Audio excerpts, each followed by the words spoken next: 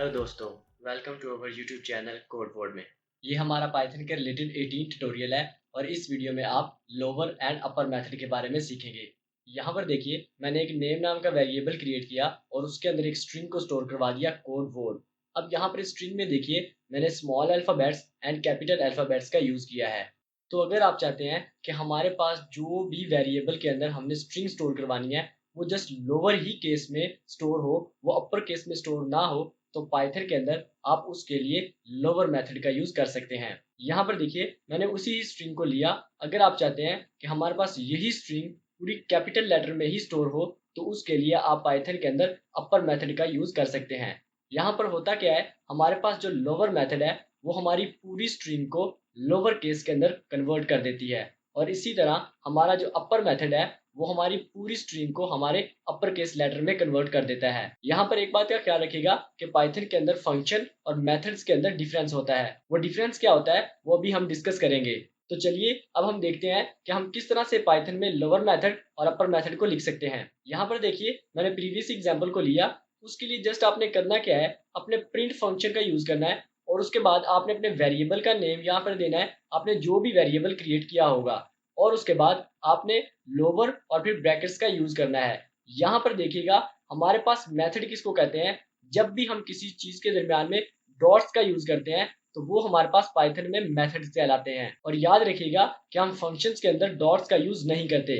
यही डिफरेंस है हमारे पास मेथड और फंक्शन में। और इसी तरह अगर आप इस स्ट्रिंग को कैपिटल लेटर्स के अंदर चेंज करना चाहते हैं तो उसके लिए जस्ट आपने यहाँ पर डॉट अपर मेथड का यूज करना है। जैसा कि आप एग्जाम्पल में भी देख सकते हैं, मैंने प्रिंट फंक्शन का यूज किया और उसके बाद अपने वेरिएबल का नेम, और यहाँ पर मैंने डॉट और फिर लोअर मेथड का यूज किया। अब ये लोअर मेथड क्या काम करेगा, हमारी स्ट्रिंग को हमारे पास लोअर केस लेटर में चेंज कर देगी। और इसी तरह यहाँ पर आप अपर मेथड का भी यूज कर सकते हैं। तो चलिए अब हम प्रैक्टिकली देखते हैं कि हम किस तरह से पाइथन में लोअर मेथड और अपर मेथड का यूज कर सकते हैं। यहाँ पर देखिए, मैंने एक नेम अंडरस्कोर 1 नाम का वेरिएबल क्रिएट किया है और उसके बाद मैंने यहाँ पर कोड वर्ड को स्टोर करवाया है। अब आप देख सकते हैं यहाँ पर हमारे पास स्मॉल अल्फाबेट्स भी हैं और कैपिटल अल्फाबेट्स भी हैं। तो चलिए अब हम सबसे पहले लोअर मेथड का यूज सीखते हैं। तो उसके लिए जस्ट मैं यहाँ पर प्रिंट फंक्शन का यूज करूंगा और उसके बाद मैं अपने वेरिएबल का नेम यहाँ पर पास करूंगा और उसके बाद डॉट का यूज करूंगा और फिर लोअर, और यहाँ पर मैं ब्रैकेट्स का यूज करूंगा। तो चलिए अब हम इसके आउटपुट को चेक करते हैं।